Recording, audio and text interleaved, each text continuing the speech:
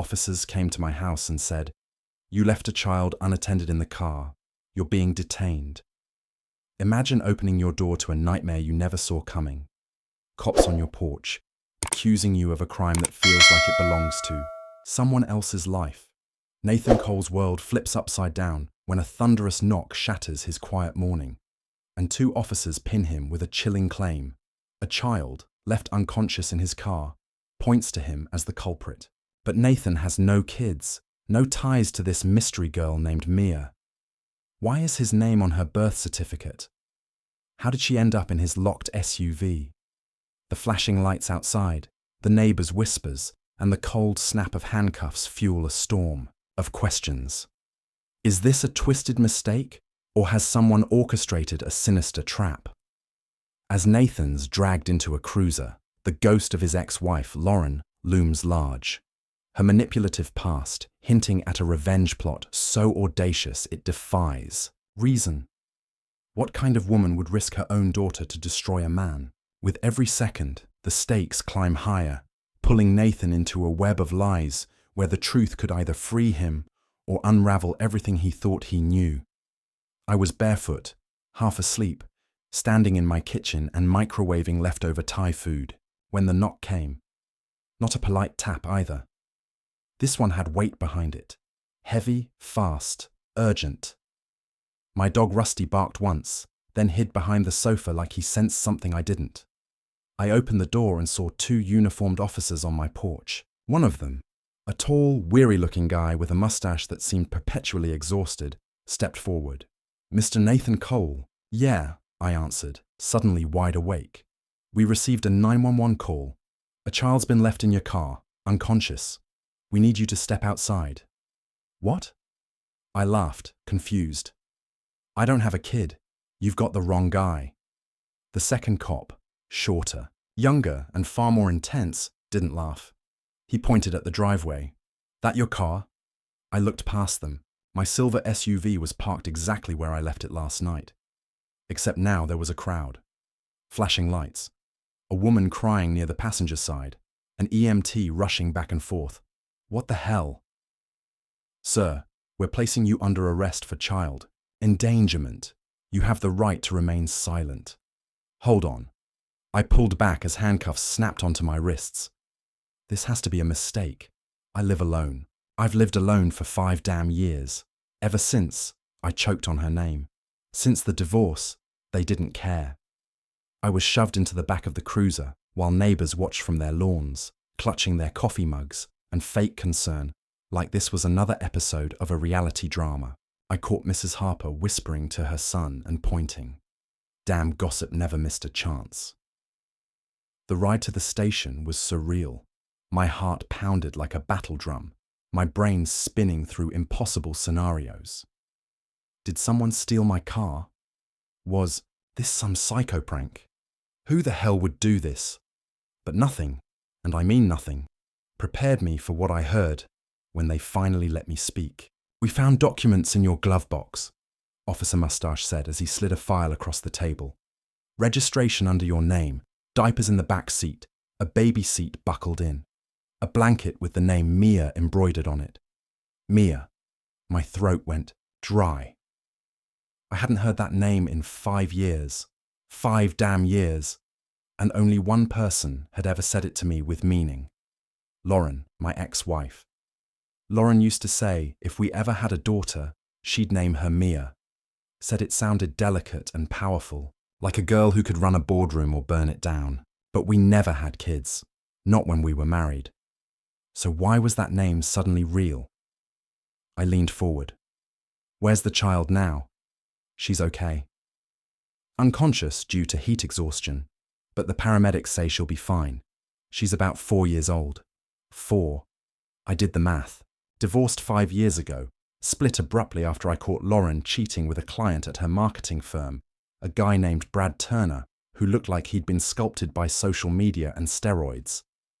We never talked again after the divorce. No messages, no holiday cards, no late-night regrets, just radio silence. Now, a 4-year-old with our dream name was found in my car. The cops exchanged a glance, then dropped the final bomb. The child's mother is listed as Lauren Turner, and your name is on the birth certificate as the father. That was when the ground dropped out beneath me. My hands clenched into fists.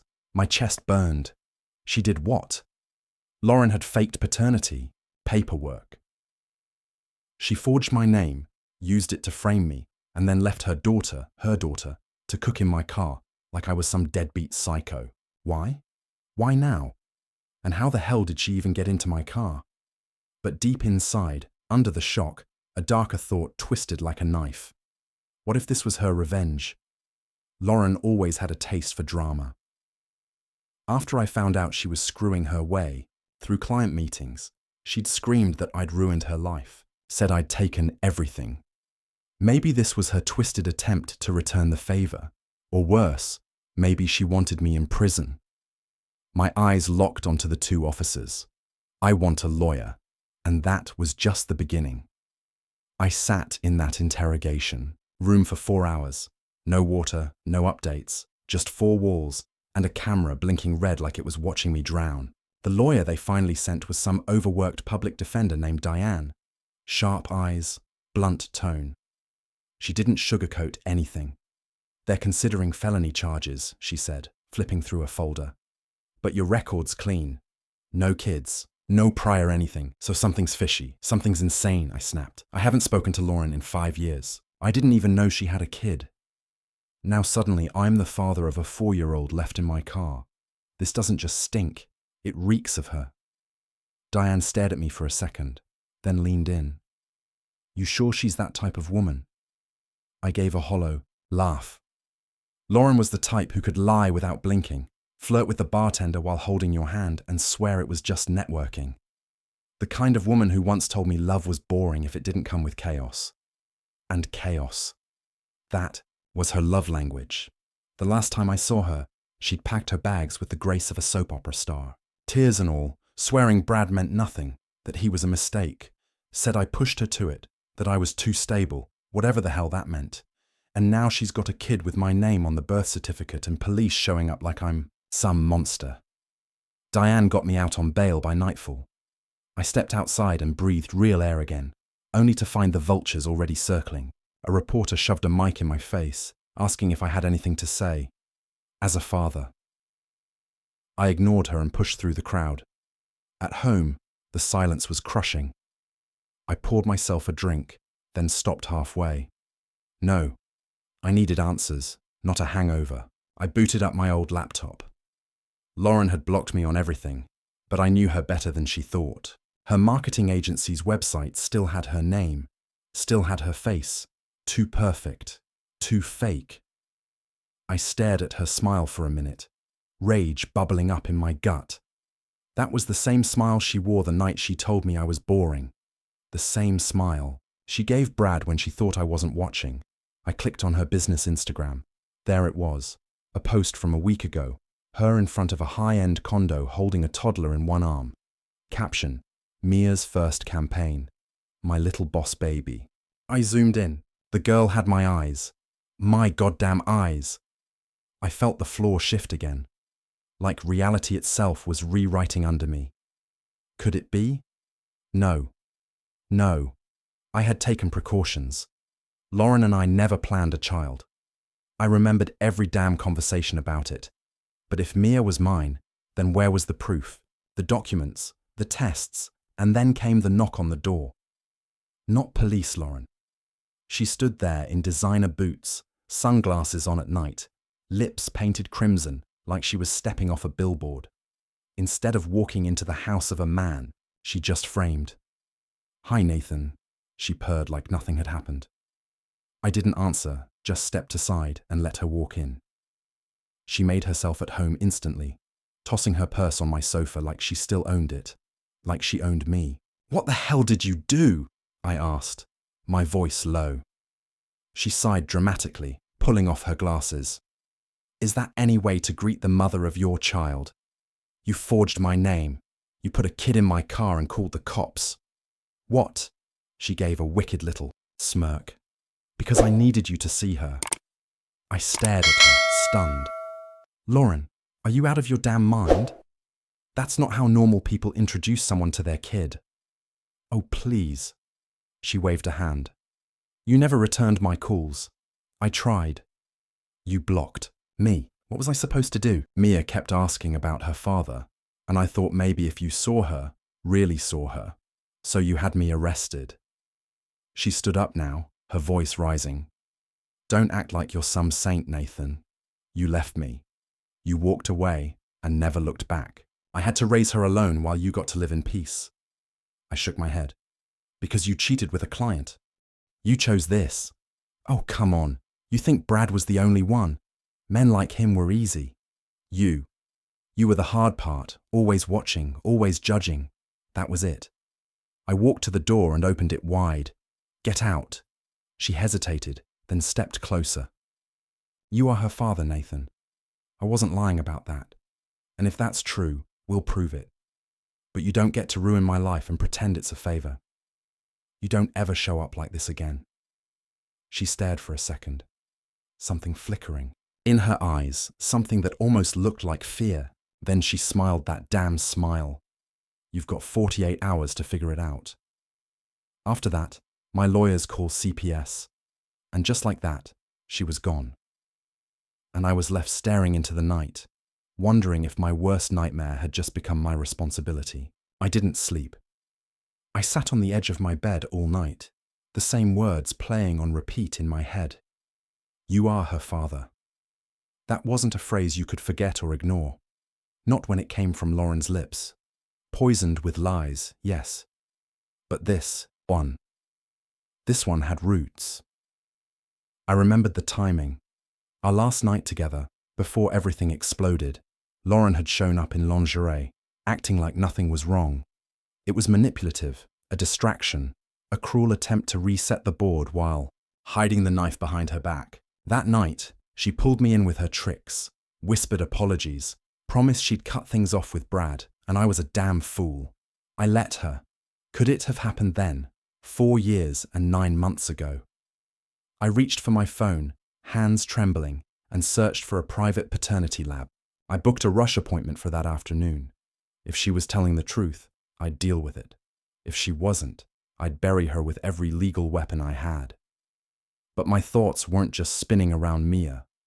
They were drifting to why Lauren did this now. What changed? Why suddenly drop a child into my lap and fake an emergency? What was the game here? I had questions, and only one person besides Lauren might hold a few answers. Brad Turner. I knew where he worked. He was always flaunting that finance job, like talking about stocks and real estate made him smarter than everyone else. I showed up at his downtown office around 11 a.m., dressed in yesterday's shirt, eyes bloodshot. I didn't care. He was mid-conversation with a receptionist when I walked in. His jaw dropped. Nathan, don't act surprised. We need to talk. I'm at work, man. You and Lauren still playing happy family. His face twisted. And just like that, I had my answer. No. That's interesting, I muttered. She used your last name on her kid. He looked around, flustered. Look, I don't know what she told you, but we haven't been together in over a year. She cheated on me. All right, she's crazy. That hit me like a truck. She cheated on you too? Brad nodded, rubbing the back of his neck. Caught her with some guy from her yoga studio. She always needed attention like a drug. You give her affection. She calls you clingy. You give her space. She says you're distant. My stomach churned. This wasn't a woman spiraling. This was a woman calculating. If Brad wasn't the dad, and she was desperate enough to pull this insane stunt now, then I was her only target left. I drove straight to the lab and got swabbed. I sent in paperwork, confirmed details, and paid for the rush. They said I'd have the results in 72 hours. 3 days of hell. That night, I found myself staring at Mia's photo on Lauren's Instagram. She looked like a copy-paste of my younger sister at that age. Same dimples, same curly brown hair. The resemblance was haunting. I didn't want to believe it, but I couldn't deny it. The next morning, I woke up to my front yard trashed, eggshells on the driveway, spray paint across the garage, deadbeat dad. Lauren, no one else would go this far. this fast. I called the police, filed a report, and tried to stay calm, but the rage inside me was burning through my skin. This wasn't just a mistake anymore. This was war. She wasn't done either. That afternoon, I received an envelope. No return address. Inside, photos, dozens of them. Me walking out of the police station. Me arguing with Lauren at my doorstep. Me talking to Brad outside his office. And one blurry photo of me at the paternity lab. She was watching me, tracking me, manipulating every move. And at the very bottom of the stack, a birth certificate, typed clean and legal looking. Father, Nathan James Cole. Mother, Lauren Marie Turner. I stared at that piece of paper for minutes, jaw locked, heart racing. I hadn't signed anything. I'd never seen it before. She forged the entire damn thing. That night she called me. First time in years. "Did you like the photos?" she asked casually. "You're out of your mind." "No, Nathan. I'm a mother. You're just a coward who ran, and now you're going to step up publicly, or I'll bury you with court orders." I said nothing. She chuckled softly. "You don't get it yet, do you? This was never about the girl. Mia's just the bait. You're the prize." She hung up, and in that moment, I realized Lauren didn't want co-parenting. She wanted control of me, of my life again. But this time, I wasn't the same man she walked over 5 years ago. And this time, I wasn't going down quietly. I didn't tell anyone. Not my brother, not my lawyer, not even Rusty, who watched me pace the living room. Like a lunatic, I kept it all in. Let it rot. Let it harden. Because if I started to speak it out loud, it would feel real. And I wasn't ready for real yet. The second night came fast, like I blinked, and darkness swallowed the house again. I locked every door, drew every curtain. Lauren had proven she was willing to cross every line. Framing me for child endangerment was only the opening act. Around 2 a.m., the phone buzzed. Unknown number. I almost ignored it, then saw the text. "You're not ready for what's next. You should have stayed gone." I stared at the message, cold flooding my chest. I typed back one word. "Lauren." No response.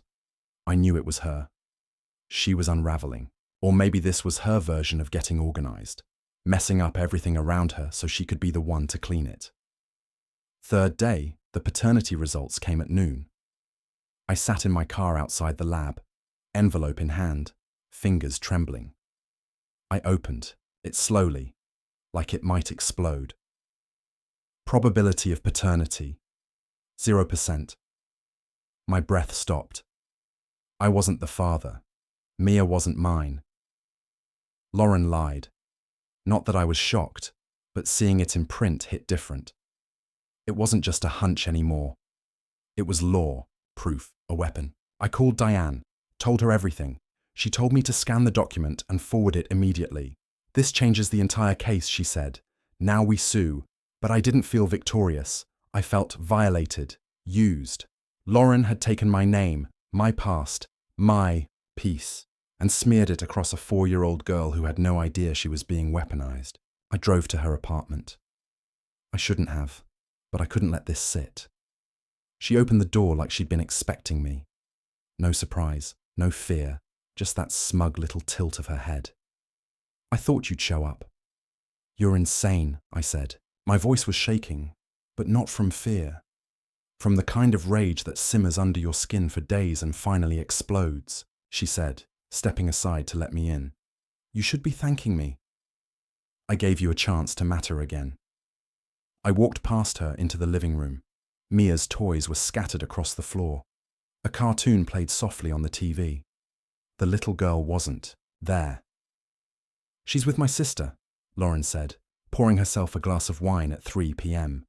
Like this was some brunch conversation. I tossed the envelope onto the coffee table. "You forged my name on a legal document. You left a child in my car, called the police, tried to have me arrested for something I didn't do, and she's not even mine." Lauren sipped her wine. "Well, now you know. So, what are you going to do about it, Nathan? Cry? Call your lawyer? Go public? Why, Lauren? I asked. What do you get from this? She smiled, eyes glinting like she was proud of something. Brad cut me off. My last client bailed. The market's tanking. You think I was going to live like some washed-up divorcee in the suburbs? Please, I needed a headline. A villain. You were perfect. You dragged an innocent kid into this. She'll never know. She's 4.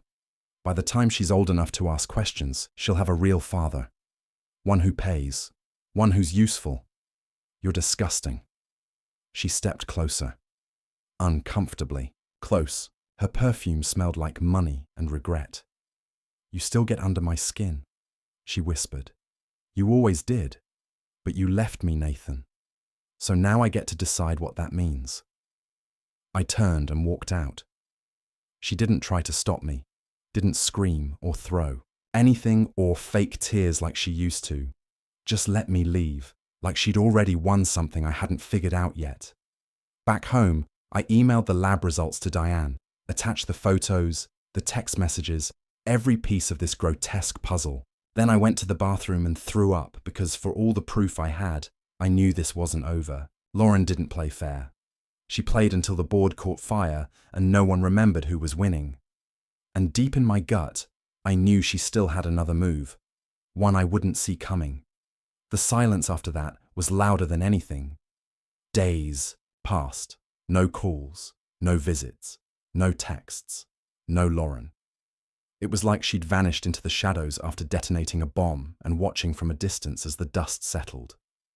But I knew her. She didn't go quiet unless she was setting up the next hit. So, I stayed ready. I documented everything. Dates, times, screenshots. Diane was already working on a civil case, and the police had reopened the investigation, this time with Lauren as the primary suspect for falsifying legal documents and filing a false report. But even with the law slowly catching up to her, I couldn't relax. There was something in the way she'd smiled that last day, like she knew something I didn't, something that would hurt. It came on a Tuesday. A knock at the door. Gentle this time. I checked the peephole. 2 men in suits, not cops, something worse. Mr. Cole? One of them asked when I opened the door. Yeah, we're from the Department of Family Services. We have an order to conduct a welfare check on Mia Turner, who is allegedly residing at this address. I blinked, laughed once, sharp and bitter. What the hell are you talking about? She doesn't live here. She never did. The taller one lifted a file. According to Ms. Lauren Turner's affidavit, this is the child's primary residence as of last week. She claimed you had assumed custody during an emergency transition period. I stepped outside, closed the door behind me. She's lying. I have proof. Paternity test says I'm not the father. I've never had custody. I've barely spoken to that woman in 5 years. They exchanged a glance. Well, one said carefully, we'll need to confirm that with our supervisor. In the meantime, we recommend securing legal representation and preparing for a formal hearing. Ms. Turner has filed for child support and emergency guardianship reassignment in your name. My blood turned to ice. She what? She claimed you've been acting erratically, that you removed the child from her care, that you're refusing to return her. I nearly choked. That never happened. I haven't seen that child since the day you people arrested me. He flipped another page in the file. She also submitted a signed testimony from her sister, stating the child was dropped off at this address last weekend. I stared at him. That's impossible. But deep down, I knew it wasn't. Lauren had finally pulled her last trick. She was going to drag me through hell until I broke. And this time, she wasn't bluffing. She was playing for keeps, for money, for control, for revenge. I closed the door and called Diane. She answered on the second ring. Talk. They just showed up. Child Services said Lauren filed for support and listed my place as the kid's new home. Silence. Then she's trying to trap you in a custody case. I don't have custody. I don't have the kid. Doesn't matter. She's playing optics now. If she creates enough confusion, enough conflicting records, A judge could order a temporary evaluation, maybe even supervised visitation with a child. That's not even mine. Yes, she said. Until the court catches up, you're legally vulnerable. I sat down slowly, head pounding. So, what do? We hit back harder, she said. I'm filing an injunction to block her from any further filings until this case is resolved. I'll submit the paternity test, your arrest report, the false claim she made. But Nathan, she's going nuclear. This won't stop here. She was right. It didn't. That night, I found a note taped to my back door. Handwritten, neat, meant to unnerve. You don't have to be the father to pay like one. No signature, just those words. The next day, my car alarm went off at 4 a.m. All 4 tires were slashed. Lauren wasn't trying to win. She was trying to wear me down, kill me slowly. Death by harassment, death by bureaucracy. And the worst part, there was still a little girl in the middle of all this, a child being used like a pawn in her mother's sick power game. I sat in the dark that night and thought about how easy it would be to run, change my number, move, disappear. But then I saw that face again, Mia's, my eyes in her face. She wasn't mine, but somehow I couldn't abandon her either. And that's when it hit me. Lauren wanted me to fight her, but maybe I'd win by not fighting at all. Not on her terms. Anyway, I opened my laptop, started typing something new, something dangerous, something she would never see coming. I started with the one thing Lauren had always underestimated about me, my patience. She played dirty, fast, emotional. She struck hard and expected her enemies to collapse. But she never planned for someone to stay calm, to wait, to listen. And I'd had 5 years to sit in silence, to study her chaos from afar. Now, I finally had something she couldn't spin. I emailed Diane with a new idea. A long shot. Risky, but the kind that might flip everything. Lauren was trying to weaponize public perception, hoping to paint me as an unstable, absentee father, even if I wasn't one. She had already dropped false documents, used her sister as a pawn, even risked her own daughter's life just to create a narrative. But if we could prove her history of manipulation, maybe even mental instability, we could go deeper than just defamation.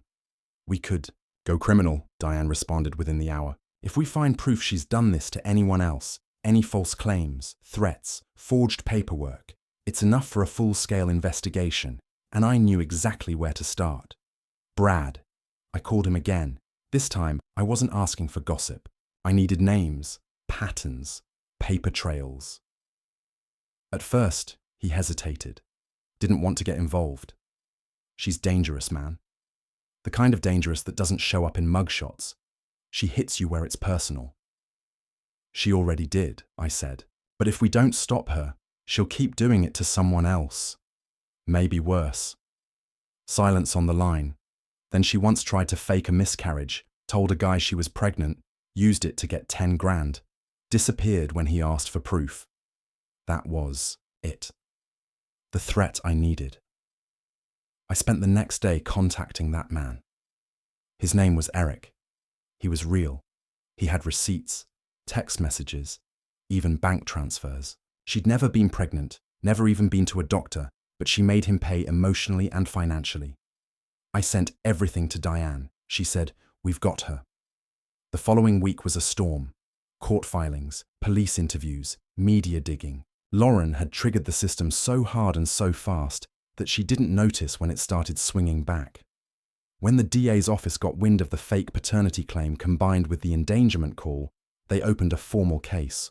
Fraud, perjury, child endangerment, and the best part, her sister cracked. Lauren had roped her into the lie by threatening to cut her off financially. Turns out she was paying for her apartment and car lease. The sister had enough. She turned over emails, voice recordings, even a secret video of Lauren rehearsing the call to police. "I need to sound upset, not crazy," Lauren had said, "just desperate, enough to make him look like the problem." It was over. That afternoon, I got the call I'd been waiting for. "She's being arrested," Diane said. "Charges are formal. You're officially clear of everything." I sat there in the kitchen, phone still, to my ear, unable to speak. It was finally done. Lauren was going down. But even in victory, I didn't feel like celebrating because the cost had been too high. My name dragged through headlines, my job put on leave while things were evaluated, my mental health shredded, and worst of all, Mia, that sweet little girl caught in a nightmare she never asked for, a pawn in a game she didn't understand. She'd wake up one day and realize her mother wasn't who she thought she was, that the stories she'd been told were lies, that her name, her birth certificate had been forged in fire, and I wouldn't be there to soften that blow. I wasn't her father, but I cared about her in a way I didn't expect to. 2 days later, I got a letter in the mail. No return address. Inside, a crumpled photo of Mia. On the back, written in Lauren's sharp handwriting, "Congratulations, you win. But she still looks like you, doesn't she?" That night, I sat on my porch, Rusty curled at my feet. I looked at the stars and wondered what kind of person sees a child as a weapon. What kind of damage Lauren must have endured to become the kind of woman who sets fire to everything and calls it love. I would never know. I didn't want to, but I knew this. Some scars are better than silence because they remind you of what you survived, and some victories don't come with celebration, just peace. And for the first time in years, I had it. 3 months passed. It's strange how fast people move on once the storm ends. Headlines die, neighbors stop staring, co-workers return to their shallow smiles and morning coffee chatter like none of it happened. Like I wasn't almost framed as a child abuser, like I didn't have to claw my name out of the dirt Lauren buried it in, but I didn't move on. Not entirely. Some part of me still wakes up at 4 a.m. in a sweat, hearing the echo of that knock on the door. Some part of me still checks the back seat of my car every time I lock it, just to be sure. And every now and then, I swear I hear her voice, sweet, venomous, saying, "You don't have to be the father to pay like one." Lauren took pieces of me I didn't know I had left, but the courts took something back. Her custody was revoked. Mia was removed from her care and placed in temporary foster guardianship. The court appointed a psychological evaluation for Lauren, which she failed. Narcissistic personality disorder, delusional paranoia, manipulative tendencies. It was all on paper now, but none of that mattered when I saw Mia again. It was supposed to be a short visit, supervised, just for closure. I wasn't the father. Legally, emotionally, biologically, I had no claim. But she ran to me anyway. She didn't even hesitate. She saw me and sprinted across that dull government office carpet like I was the sun in her sky, wrapped her little arms around my legs, and looked up with those damn brown eyes. "Hi, Daddy." My heart broke, shattered, because how do you explain to a 4-year-old that she's been lied to? That the man she's calling Daddy is just a guy her mother used like a pawn? You don't. You kneel down, you smile through the burn in your throat, and you say, "Hey, sweetheart." She talked the whole hour about her favorite cartoons, her favorite snacks, how she hated sleeping without her nightlight. I listened to every word, nodding, laughing, pretending it didn't hurt. But when it was time to leave, she grabbed my hand and whispered, "You'll come get me next time, right?" I didn't answer because I couldn't lie to her too. When I got home, I didn't sleep. I sat on the couch with Rusty and stared at the wall until the sun came up. I thought I was free, but Lauren left a shadow that didn't go away with her, a rest. She left a child with no anchor, no truth. Diane called the next day. "There's been a request," she said. "From the state, they're looking for someone to take long-term guardianship. Mia doesn't have any suitable relatives and, well, they asked if you'd consider applying." I didn't speak. "I know what you're thinking," she continued. "You're not her father. You owe her nothing. But Nathan, you saw her. You know what she's up against. Without someone like you, she's going to bounce around the system until she forgets what real love even looks like." I closed my eyes. I saw Lauren again, laughing, lying, throwing grenades and calling it affection. I saw Mia, soft, small, innocent, running to me like I was her only safe place. I exhaled slow and deep. Send me the paperwork. And just like that, the story I thought ended with betrayal and fire started again with something harder, something better, responsibility. This time, not one forced on me through lies or legal traps, but one I chose. Lauren wanted to destroy me, but she gave me something instead. A reason to rebuild. Not because I had to, but because I wanted to. And sometimes the most unexpected pain becomes the foundation of something unbreakable. The adoption was finalized in spring. No cameras, no crowd, just a quiet courtroom, a smiling judge, and a little girl in a blue dress who didn't understand the gravity of what was happening. Only that she was holding my hand and that I never let go. When the gavel fell, she looked up at me and whispered, "Can we get ice cream now?" I laughed, choked, nodded. "Yes, sweetheart. Let's go get ice cream." And just like that, the cycle was broken. Lauren tried to twist my life into something ugly, something bitter and broken. But in her madness, she gave me the one thing she never expected. Purpose. Not a title, not revenge, not closure. Something real. I won't lie. Some nights I still remember the sound of those handcuffs, the questions, the shame.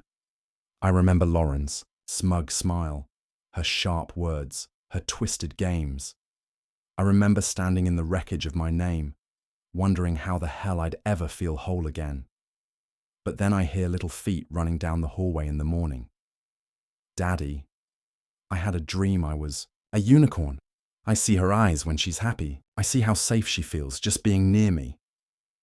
I tuck her in at night knowing she's not a pawn anymore. She's not a strategy.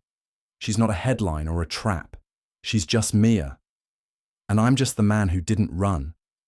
To anyone reading this, wondering what to do when the person you love turns into a stranger, don't let them turn you into one too. Stay who you are, even when it hurts, especially when it hurts. Because one day, you'll look back and realize that surviving them wasn't the end of your story, it was the beginning of your real one. And sometimes, the deepest betrayals lead you to the most unexpected love. Not perfect, not planned, just real. And real is enough. When the dust of betrayal settles, it reveals not just scars, but the raw material for a new beginning. Nathan Cole's ordeal, framed by Lauren's calculated lies, his name smeared, his life upended, taught him that the deepest wounds can forge the strongest resolve. The lesson is searing. Never let someone else's malice rewrite your truth. Lauren's scheme, using her daughter Mia as a pawn, exposed a chilling reality. Some people wield love as a weapon, twisting it to control and destroy. Yet, Nathan's choice to protect Mia, despite no biological tie, unveils a profound truth. Family isn't just blood, it's the courage to stand for someone who needs you. To those facing their own storm of deceit, hold fast to your integrity. Don't let a manipulator's chaos dim your light. Lauren wanted to break Nathan, but her fire forged his purpose instead. For every soul caught in a web of lies, know this. You are not defined by the traps set for you, but by the choices you make to rise above them. Choose to rebuild, not for revenge, but for the peace that comes from knowing you're enough. Nathan's story whispers a final truth. Sometimes the greatest love blooms from the ashes of the worst betrayal, not because it was planned, but because it was chosen.